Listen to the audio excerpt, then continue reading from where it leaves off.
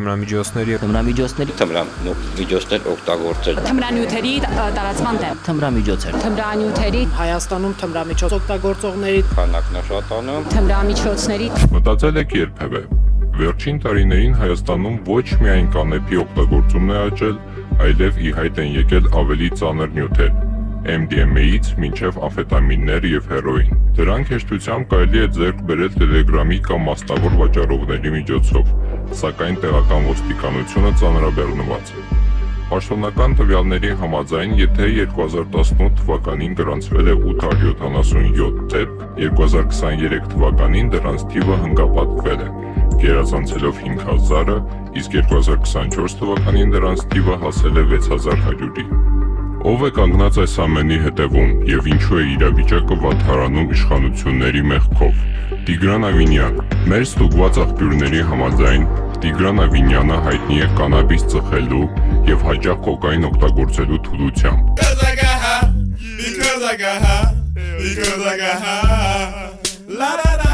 Նա կանգնած է նաև թմրադեղերից ստացվող փողերի լվացման գործընթացի հետևում։ Կիրառելով կրիպտոարժութային գործընթացներ, նրա հայրը երկար ժամանակ է ինչ արդյունահանում է բիտքոին, որի կանխիկացման համար օգտագործում է իրենց կողմից վերահսկվող Bitcoin Armenia փոխանակման կետը։ Վերջինս բացի սովորական գործարքներից զբաղվում է նաև թմրադեղերի վաճառքի եւ գնման գործընթացներով Telegram-յան ալիքների միջոցով։ Ալեն Սիմոնյան ՀՀ ազգային ժողովի խոսնակն ու հայտնի երկիչ Սուպերսակոն ոչ միայն միմիած հանդեպ փոխադարձ սիրով ու շքեղ կյանքի հանդեպ ձգողականությամբ են հայտնի, այլև սպիտակ փոշիների նկատմամբ ունեցած թուլությամբ։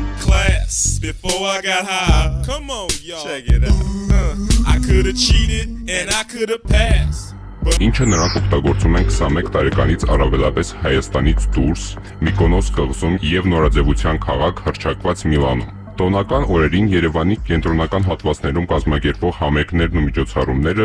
զերծ չեն թմրանյութերի օգտագործման դեպքերից։ Վայելքը մատակարարվում է վերոհիշյալ քաղաքական կորչի անվտանգության աշխատակիցների կողմից։ Հակոբ Սիմիդյան շրջակա միջավայրի նախկին նախարարն ու քաղաքացիական պայմանագիր կուսակցության պատգամավորը մշտապես կանաբիս է ծխում եւ ընդունում մարիխուանային թերապիա։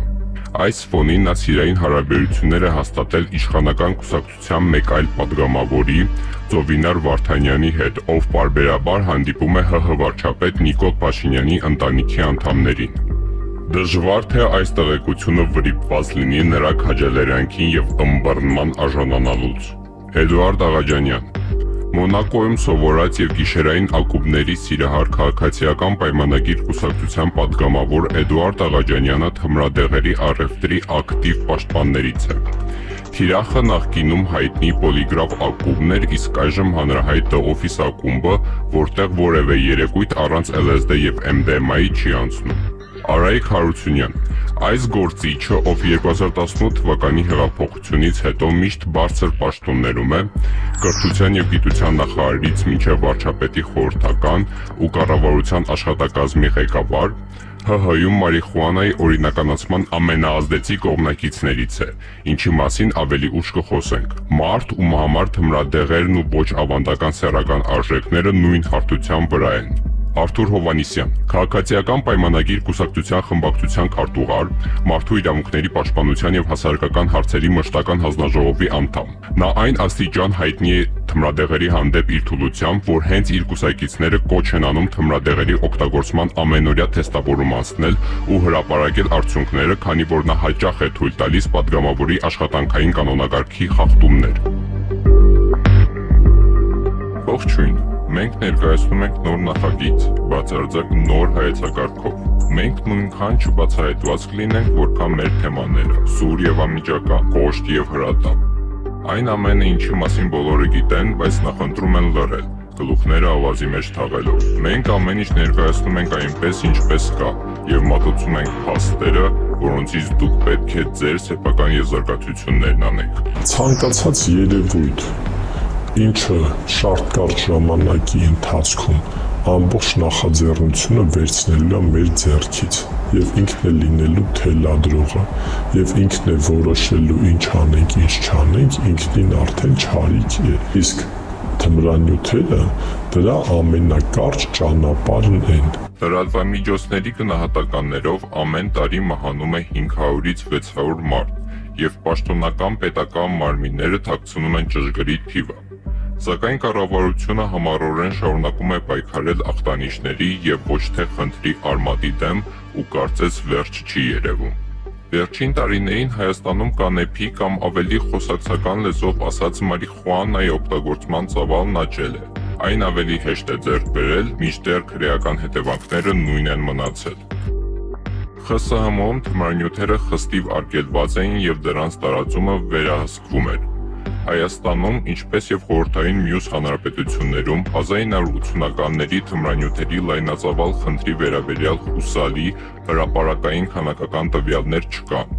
ինչը ենթադրում է դեպքերի պաշտոնական գրանցման շատ ցածր մակարդակ, բայց ոչ բացակայություն։ ԽՍՀՄ փլուզումը 1990-ականների սկզբից մինչև կեսերը հանգեցրեց սոցիալ-տնտեսական ցնցումների, գործազրկության, գնաճի, թուլացած ինստիտուտների եւ բաց սահմանների։ Այս ամենը պայմաններ ստեղծեց անօրինական առևտրի, այդ թվում թմրանյութերի ապօրինի շրջանառության համար։ Հայաստանը աշխարհագրորեն գտնվում է Աֆղանստանից Իրանով դեպի Եվրոպա եւ Իրանից դեպի Ռուսաստան տանող ճանապարհների խաչմերուկում։ Թեթև թմրանյութերը, կանեփ եւ օփիատները, ապիոն, հերոին, հիմնական նյութերն են, որոնց ապօրինի շրջանառության ապացույցներ կան։ Մեկ դեպք։ 2021 թվականին հայտնաբերվել է 97 կիլոգրամ հերոինի մեծ խմբաքանակ, որն Իրանից անցնում էր Հայաստանով ագարակի անցակետով։ Մաքսային հսկողության է ենթարկել Իրանի Իսլամական Հանրապետությունից ագարակ պետական սահմանային անցակետով Հայաստան ժամանած Թուրքիայի քաղաքացու կողմից շահագործվող բեռնատարը։ Բեռնատարի մաքսային զննման արդյունքում խցորդի տանիքի դիմացի հատվածում թաքցված մետաղական կոնստրուկցիաների միջից հայտնաբերվել է 97 կիլոգրամ ընդհանուր քաշով հերոին։ Պատկերացրեք, թե որքան տեղաչափ է դա կազմում։ Վաճառողները հաճախակի են օգտագործում առցած ալիքները, հատկապես Telegram-ը թմրանյութեր վաճառելու համար։ Դրանք ձեռք են բերվում մեզ հայտնի վճարային տերմինալների միջոցով, քարտային փոխածումների եւ կրիպտոարժույթների միջոցով։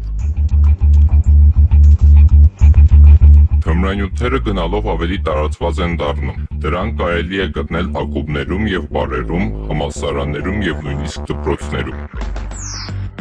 Ու էլի եմ կրկնում միտքս, երբ որ նման դեպքեր են լինում, դա երբեք մի օրվա, մի միջադեպի դրսևորում չի։ Սա վկայում է այն մասին, որ դպրոցում եղել են խնդիրներ, որոնք այդ օրը արտացոլվել են այդ ձևաչափով։ Շատ դժվար էր, բայց մենք համաձայնեցինք անանուն հարցազրույց վարել թմրանյութեր վաճառողի հետ, ինչպես նաև ցույց տալ, թե ինչպես են սովորաբար գործում թմրանյութերի պահեստները քաղաքում։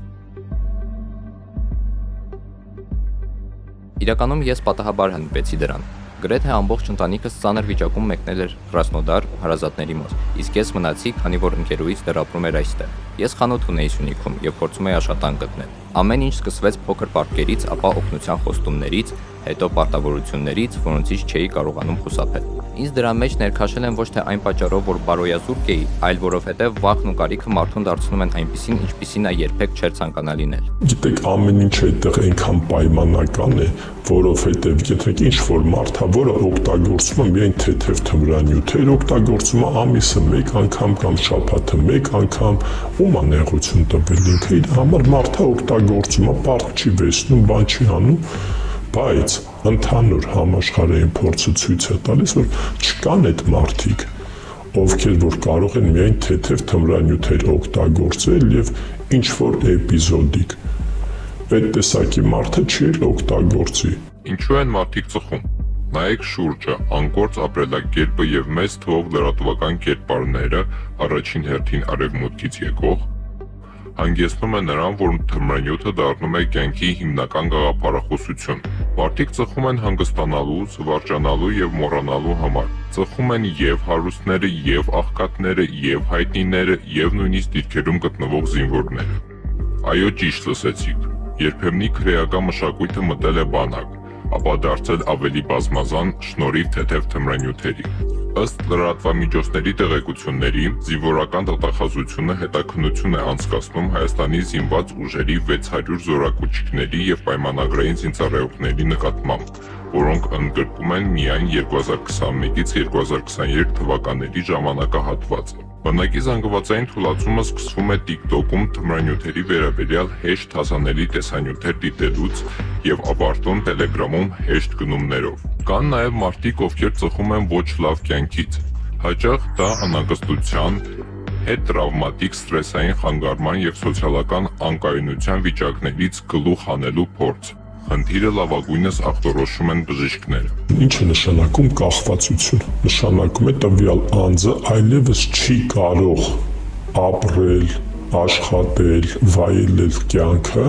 առանց թմրանյութի։ Եթե չկա թմրանյութ եւ ինքը դրա կարիքը ունի,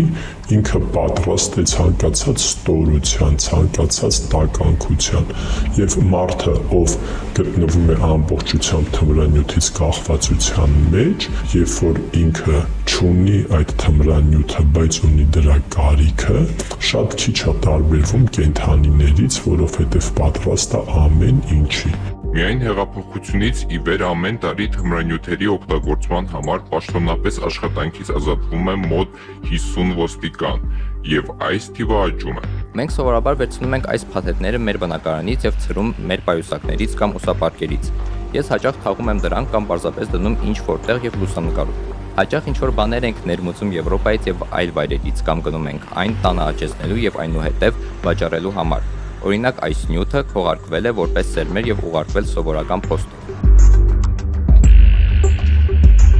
Տարբեր երկրներ այս իրավիճակը հաղթահարելու տարբեր եղանակներ են գտել եւ յուրաքանչյուրը ունի իր սեփական արդյունքները։ Պորտուգալիա 2001 թվականին երկիրը արմատական քայլ ձեռնարկեց, ապա քրեականացնելով անձնական օգտագործման համար թմրանյութերի փոքր քանակության պահել։ Սա այլևս պատժելի չէ ազատազրկման, առավելագույն պատիժը տուգանքն է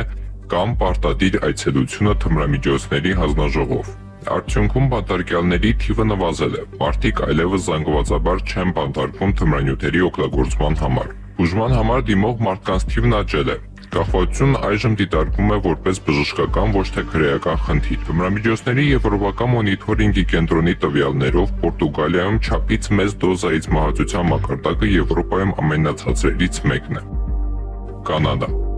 2018 թվականին հանգստի նպատակով կանեփը օրինականացվեց դաշնային մակարդակով։ Պետությունը վերահսկում է արտադրությունն ու վաճառքը, լիցենզավորումը, փաթեթավորումը, տարիքային սահմանափակումները։ Սա հարկային եկամուտներ է ապահովել, տարեկան միլիարդավոր դոլարներ եւ նպաստել է անօրինական շուկայի մի մասի բացահայտման։ Զուգահեռաբար ծանր թմրանյութերի նկատմամբ կոշտ քաղաքականությունը շարունակում է ուժի մեջ մնալ։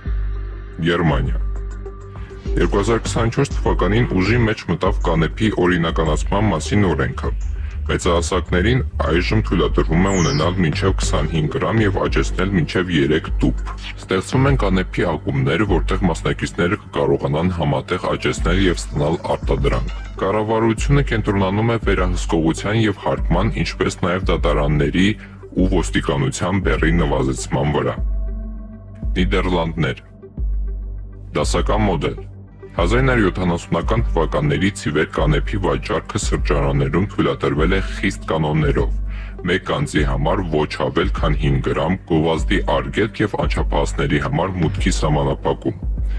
Արտադրությունը պաշտոնապես մնում է անօրինական, բայց գործնականում կառավարությունը աչք է փակում եւ փորձարկում է օրինական մշակման ծրագրերը։ Այսպիսի շուկան վաղուց կարգավորվում է, իսկ երկիրը դարձել է թմրանյութերի նկատմամբ լիբերալ մոտեցման խորհրդանիշ։ Բայց արդյոք մեր հասարակությունն իսկապես այդքան զարգացած է։ Սենց հասենք այն երկրներում, որոնք լեգալիզացված են,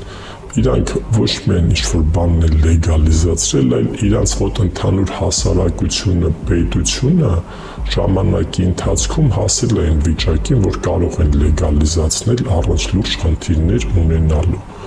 Երբ որ մարդը սովոր չի ինչ-որ բանին, հասարակությունը սովոր չի, պետությունը սովոր չի, չկան այդ մեխանիզմները, նման դեպքերում լեգալիզացիան լուրջ խնդիր կարող է առաջացնել։ Բայց դա չի նշանակում, որ Քանի որ լեգալիզացված չի, ուրեմն մենք պետք է աչք փակենք ինչա լինում, 1-2-ին ինչ-որ ձևի հետապնդենք, բռնենք, բայց հիմնական գործանողները շարունակեն մնալ անպատիժ։ Այսօր այդ առումով շատ խայտառակ վիճակ է տարբեր սոցցանցերով տարածվող թմրանյութերի վերաբերյալ, ինքը շարունակում է մնալ որպես բավական մեծ չարիք եւ չվերահսկվող տարածք։ Ես սկսեցի աշխատել մի քանի տղաների հետ, երբ լսեցի, թե որքան են նրանք վաստակում։ Նրանք արդեն ունեին Telegram ալիք եւ պահեստ Երևանի մոտակայքում։ Թմրանյութերի առցանց առևտուրը գրեթե անվերահսկելի է, ինչպես եւ նման ալիքների բաժանորդների թիվ։ Ինչ պատիժներ է նախատեսված պահելու, օգտագործելու եւ տարածելու համար։ Այսպես կոչված գիշերային տնտեսության Հայաստանից եւ Ռուսաստանից տարբեր աղբահան բլոգերների ուրախ բացականչությունների ֆոնին դուք դանդաղ, բայց հաստատուն կերպով գալիս եք այն եզրակացության, թե ինչու չփորձել, հատկապես հաշվի առնելով Եվրոպայում, Վրաստանում եւ Ռուսաստանի խոշոր քաղաքներում ստեղծված իրավիճակը, բոլոր այն վայրերը, որտեղ դուք հաճախ եք հանգստանում եւ հյուրընկալվում։ Ինչ է կատարվում տարածաշրջանում ընդհանուր առմամբ։ Թուրքիա։ Օրենսդրությունը խիստ է։ Թմրանյութերի պահպանման եւ օգտագործման համար նախատեսված են ազատազրկման լուրջ ժամկետներ։ Այնուամենայնիվ երկիրը թմրանյութերի ապօրինի շրջանառության հիմնական կենտրոն է։ Հերոինը Աֆղանստանից Իրանի միջով հոսում է դեպի Եվրոպա։ Ներքին շուկան աճում է։ Ոստիկանությունը պարբերաբար հայտնում է ռեկորդային առգրավումների մասին, հիմնականում հերոինի եւ սինթետիկ թմրանյութերի։ Թմրանյութերի առևտուրը սերտորեն կապված է կոռուպցիա եւ միջազգային խմբավորումների հետ։ Հիմա պատկերացրեք, թե ինչ աղետ կարող է դառնալ Թուրքիայի հետ սահման բացելը, որը մեր իշխանությունների կողմից այդքան ցանկալի է։ Թուրքիայից էժան եւ ցածրորակ սպառողական ապրանքների հետ միասին Հայաստան կթափվեն աշխարհի տարբեր ծայրերից ամեն տեսակ թմրանյութեր։ Երկրում ամենատարածված թմրանյութերն են մարիխուանան, հաշիշը եւ սպայսը։ Կան նաեւ հերոին եւ ամֆետամիններ, այդ թվում LSD։ Փորձը ցույց է տալի, որ այսօր սկսում ենք թեթևից, սկսում ենք ուշ, հետո սկսում ենք շուշուտացնել, հետո տարբեր առիթներով արդեն սկսում ենք անցնել ծանրերի, հետո դառնում ենք այն, ինչ մնացած բոլորը։ Վերջերս ձերբակալվել է Մկրտիչ Մկրտչյանը, ՀՀ աշխատանքի եւ սոցիալական հարցերի նախկին նախարարի եւ ԱՄՆ-ում ՀՀ ներկայիս դեսպան Նարեկ Մկրտչյանի եղբայրը։ Հարուցվել է քրեական գործ 3 հոդվածներում, այդ թվում զենքի եւ թմրանյութերի ապօրինի շրջանառության։ Կարծես կինո լիներ։ Մկրտիչ Մկրտչյանը վարում էր իր Մացերատի մակնիշի մեքենան։ Բարեկային ոստիկանները կանգնեցրին մեքենան եւ այդ պահին ուղևորը դուրս եկավ ու փախավ, ճանապարհին նետելով իր իրերը, ատրճանակ եւ փոշենման նյութ։ Զարմանալի չէ, որ նրա եղբայրն այժմ ԱՄՆ-ում դեսպան է։ Գուցե նման ընտանեկան մոտեցմամբ ավելի հեշտ կլինի Snoop Dogg-ի հետ նոր համերգների համար պայմանավորվել։ Պետք է շատ լավ իմանանք, որ այստեղ բավական լուրջ ֆինանսական, տնտեսական շահեր հետապնդող ստրուկտուրաներ կան, որոնք շահագրգիռ են, որպեսզի մարդիկ սկսեն թմրանյութ օգտագործել, որտեղ իրանց բիզնեսը ամբողջությամբ կախված է դրանից, եւ այդտեղ արդեն շատ դժվար է դիմակայել այդ ամբողջ ճնշմանը։ Հետևաբար լավագույն ճանապարհը ընդհանրապես հեռու մնալն է։ 2019 թվականին խորհրդարանի խոսնակ Ալեն Սիմոնյանը խոստացավ քննարկել օրինականացման հարցը։ Արդյոք սա թեմայով խաղալու փորձ է նորի երիտասարդ լսարան գրավելու համար, թե իսկական ցանկություն։ Վարչապետի աշխատակազմի ղեկավար Արայիկ Հարությունյանը, ով մարիխուանա եւ միասեռ ամուսնությունների օրինականացման դեմ պայքարը անվանել էր հողմաղացների դեմ պայքար, նույնպես օրինականացման ջատագովներից է։ Ինչ անել։ Թմրանյութի շուկան արդեն գոյություն ունի եւ դժվար թե առաջիկայում անհետանա առանց պատշաճ մոտեցման։ Ինչ կլինի, եթե շարունակենք աչք փակել դրա վրա։ Հնարավոր սցենարներ։ Թողնել այնպես, ինչպես կա։ Աճող ստորգետնյա շուկա, ռիսկեր։ Քրեական անցյալ ունեցող երիտասարդների թվի աճ, նյութի եւ դրա որակի նկատմամբ վերահսկողության կորուստ, ինչը հանգեցնում է մահացությունների աճի։ Մասնակի կարգավորում ինչպես Եվրոպայում։ Միայն բժշկական մարիխուանա, տարիքային եւ ծավալային սահմանափակումներ, տեղատնային ցանցի հասանելիություն, վերահսկողություն եւ ուղեկցում, օրինակ հետ տրավմատիկ սթրեսային խանգարում ունեցող վետերանների համար։ լրիվ օրինականացում կարգավորման միջոցով, հարկում, արտադրության եւ վաճառքի լիցենզիաներ, նոր աշխատատեղեր, հատկապես գյուղատնտեսության ոլորտում, կրիպտոարժութային շրջանառության եւ առցանց գործարքների վերահսկողություն, կազմել վիճակագրություն, բայց պատրաստ ենք մենք։